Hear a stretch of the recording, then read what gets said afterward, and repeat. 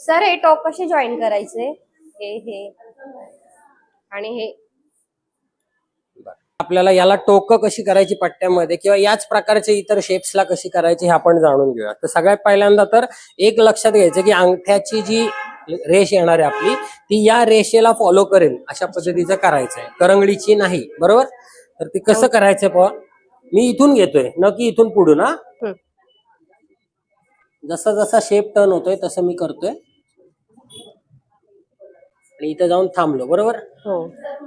आता पलीकडे करताना मी असं नाही करणार. अच्छा, मी पलीकडे. इकडे येईल आणि मग करेल. बरं, आता इथपर्यंत तर ठीक आहे. आता त्याला टोक कसे करायचे तर या शेपला मॅच करेल असा इथून असा हाताने घेत जायचं. अच्छा. आणि या शेपला मॅच करेल तसा इथून असा हाताने घ्यायचं आणि मग असं होणारच असं नाही. आणि हे तिकडून घ्यायचं.